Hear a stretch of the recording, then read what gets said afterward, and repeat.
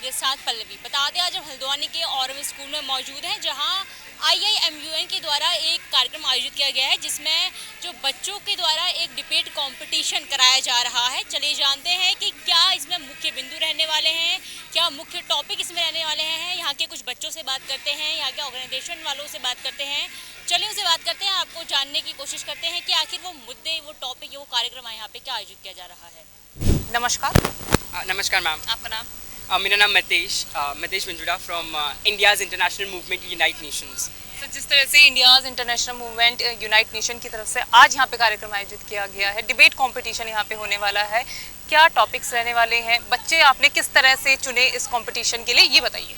Okay, so basically IIMUN is a youth organization and हम लोग 220 शहर और 35 कंट्रीज़ में ये ऑर्गेनाइज करते हैं। जैसे आप सब देख सकते हैं, मैं भी I am 17 years old, my team out year is 17 years, between the age of 16 to 22 years of old. Out the students of your are of the same age group. So we have been doing this event since past 13 years, and it's been founded by our founder, Mr. Rishabh Shah. He's the founder, and he was also youth when he started the organization. And since past 13 years we have been doing this, and people like Dr. Tharur, PT Usha ma'am, Baman Irani sir, Alia Bhatt, Tanveer Singh are a part of our organization, and have graced our events. So we try to conduct this MUN conference. MUN is basically Model United Nation, but an indigenized version of that. We try to conduct all of this in small cities. Like myself, I'm coming from Bombay, but I have never heard of Haldwani before. Coming for the first time, and I got to know that it's out there. Also, people need to sensitize about what's going on in India and what how can they take it forward. So out here, basically, in this 3-day event, which is from 24 to 26, they are going to be debating on global issues. Okay. Global issues such as same-sex marriage, how can we reduce pollution, which language should be a national language. So all of those students will be representing either the country or either a sports personality. And out here, students are of 5th, 6th, 7th grade. But if you all know, the schools out here all across India only focuses on studies, and no one focuses on the extracurricular activities. So we as an organization, we try to enhance all of these qualities of the students. And I myself was a pathetic speaker, but after attending MUN, after this organization has given me a lot of things, and 17 years old, traveling all the way from Mumbai and executing the entire event, so yeah, has changed me a lot. So I'm very forever grateful for the organization. So what is the motive behind this? Okay, so basically the motive of starting this organization wants to unite the world the Indian way. पहले भी हम लोग ये करते थे 220 शहर में, but वहाँ पे हम लोग ओनली इंटरनेशनल इश्यूज़ के बारे में डिबेट करते थे, चर्चा करते थे. देन हमारे लेट श्री प्रणब मुखर्जी, अगर आपको पता हो, तो उन्होंने हमारे फाउंडर जी को सजेस्ट किया कि be an Indian organisation, you only focus is on international issues and who will focus on India. Like कुछ तो होने चाहिए. So then we try to solve the Indian issues. Issues such as in Delhi we have odd and even rule, traffic rule. Out there it was done by not a politician, not by Amit Shah sir, not by Narendra Modi ji. It was done by a 7th grade student. So that is what we try to do. We try to push them out of their comfort zone, and we try to encourage them as much as we can. So yeah, and it's guided by a board of advisors. So it's always there. So yeah. तो जो बच्चे इस debate competition में participate करने वाले हैं, वो क्या सिर्फ हल्द्वानी के हैं या फिर और जगह से? नो, सो ये बेसिकली सारे उत्तराखंड के हैं. कुछ बच्चे काशीपुर, रुद्रपुर, नैनीताल, देहरादून से कुछ बच्चे आए, कुछ बच्चे ऋषिकेश से आए हैं. Only for the 3-day event, and they are staying with us, and they are going to be enjoying all of the events. So we try to conduct this in 226 and 35 countries. So इस बार ये हल्द्वानी में हो रहा है, and अभी इसी same दिन पे 8 शहरों में हो रहा है. From Kashmir to Kanyakumari, from Goa to Meghalaya, from Assam and Japan में हो रहा है. सो या हम लोग ये करते रहते हैं. चलिए, thank you so much ma'am. Hello, good morning, my name is Akshat Joshi. अभी आपका यहाँ पे फंक्शन है, आप किस में पार्टिसिपेट कर रहे हैं? मैं इस फंक्शन IIMUN में पार्टिसिपेट कर रहा हूँ, और मेरी कमेटी का नाम WFP है, वर्ल्ड फूड प्रोग्राम, और उसमें मैं भूटान को रिप्रेजेंट कर रहा हूँ. ओके, तो जो आपका टॉपिक है वो क्या रहेगा, मतलब जो टॉपिक का जो अंदर कंक्लूजन क्या है उसका? मुझे एक भूटान को एक इंटरनेशनल फ्रंट पे रिप्रेजेंट करना है, और मुझे रेजोल्यूशंस या डिसीजंस बनाना है जिससे हमारी दुनिया में फूड की कमी मिट सकेगी. कितने टाइम पहले से प्रिपरेशन करनी शुरू कर दी थी आपने? Around 1 month. इन्फॉर्म कितने दिन पहले कर लिया था आपको? हमें इन्फॉर्म भी अराउंड 1 मंथ पहले ही कर दिया था. अच्छा, किस प्रकार की हेल्प मिली आपको स्कूल से, ऐसे कोऑर्डिनेशन हुआ आपके साथ? हमारे स्कूल से हमें रूल्स ऑफ प्रोसीजर समझाए गए, और रिसर्च पे बेसिक हेल्प दी गई कि किस तरीके से और कहाँ से रिसर्च हमें करनी है. Hi, hello, what is your name? My name is Digvijay. Digvijay, जिस तरह से कंपटीशन यहाँ पे ऑर्गेनाइज होने वाला है, आप खुद एक पार्टिसिपेट कर रहे हैं इसमें, क्या टॉपिक इसमें रहने वाला है? हमारा टॉपिक है WFP का road map to establish sustainable food systems. अगर इसकी मैं बात करूँ आपके टॉपिक के बारे में, अगर हमारे दर्शक इसके बारे में नहीं जानते, उनको क्या बोलेंगे? उनको बस यही बोलूँगा, जो वर्ल्ड फूड जो हमारा कमेटी है, उस पे बस हम जो वर्ल्ड में जो बहुत सारी कंट्रीज़ उनको डोनेट करती हैं पैसे, और उसकी वजह से जो वो अंडर डेवलप कंट्रीज़ है उनमें फूड स्कैर्सिटी को कम करते हैं। तो कितने महीने से इस पर तैयारी आप कर रहे थे? जैसे जो MUN होता है उसकी कोई स्पेसिफिक प्रिपरेशन नहीं होती है, बस आपको करंट अफेयर से अपडेटेड रहना चाहिए, एंड जब आपका MUN की तारीख आए बस वो उन कंट्रीज़ के बारे में थोड़ा और नॉलेज आप गेन कर लीजिए। किस तरह से यहाँ पर अभी कंपटीशन होने वाला है, अगर आपको बताया गया हो?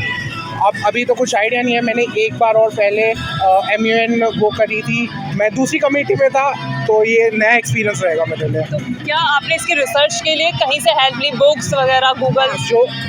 जो मैंने इसके रिसर्च के लिए ली वो ऑफिशियल वेबसाइट्स कंट्रीज़ की एंड WFP की ऑफिशियल वेबसाइट से, जो भी उनके पेपर्स उन्होंने इस्टेब्लिश करे, सिर्फ उसी से रिसर्च हुई है। हाय, हेलो, आपका नाम? मेरा नाम निष्का। आप यहाँ से ही बिलोंग करती हैं, हल्द्वानी से? हाँ, आपका बेसिकली अगर मैं टॉपिक की बात करूँ तो आज क्या टॉपिक रहने वाला है? आज का टॉपिक कल है हमारा कंपटीशन। हाँ, है, तो कल क्या टॉपिक है? मैं हूँ CM कैबिनेट में, और मैं संजय गुप्ता बनी हूँ। अच्छा, तो आपका जो पूरा वो रहने वाला है वो किसके ऊपर एक्ट जो है वो बेस है? वो द क्लाउड बस्ट ऑफ 2013 जो केदारनाथ में हुआ था उसके। अच्छा, अगर थोड़ा सा अगर डिस्क्राइब अगर आप कर सके इसके बारे में। क्लाउड बस्ट के बारे में।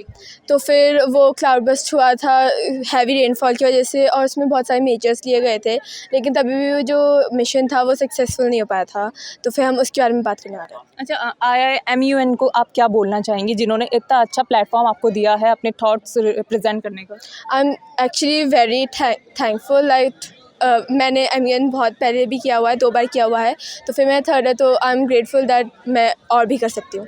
इस तरह के जो प्रोग्राम हैं ये होने कितने ज़रूरी हैं? अगर IIMUN करा रहा है और लोगों को भी आना इसमें ज़रूरी है आगे बढ़कर? हाँ बिल्कुल, क्योंकि हम इससे बहुत चीज़ सीख रहे हैं, तो फिर सबको आना चाहिए।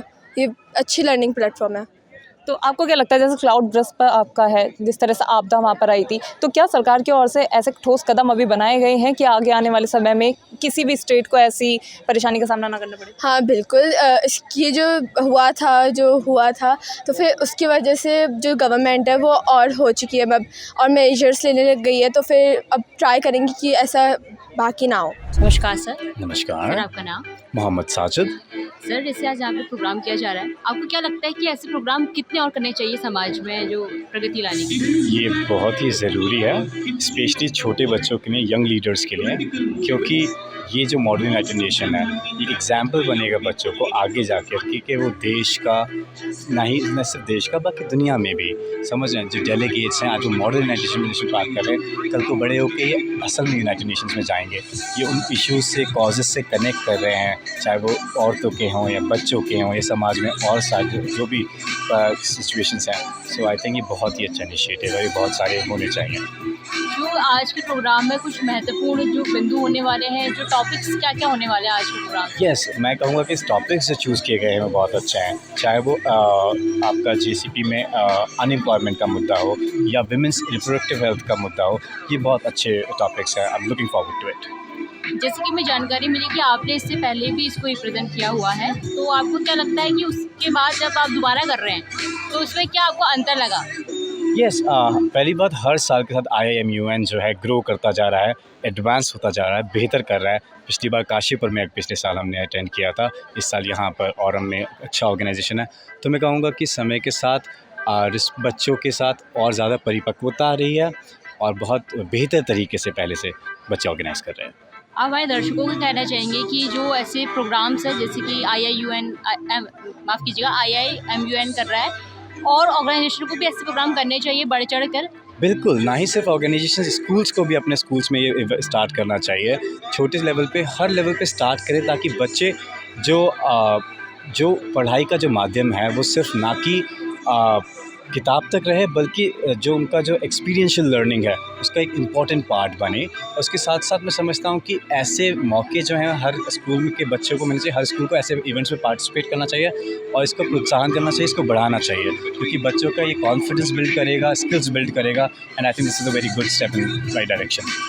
सर एक यहाँ जो महत्वपूर्ण हमें टॉपिक देखने को मिला वो है सेम सेक्स मैरिज, जो अभी भारत में काफ़ी प्रचलित भी है और काफ़ी सोशल मीडिया में ऐसे कपल्स भी देखने को मिलते हैं।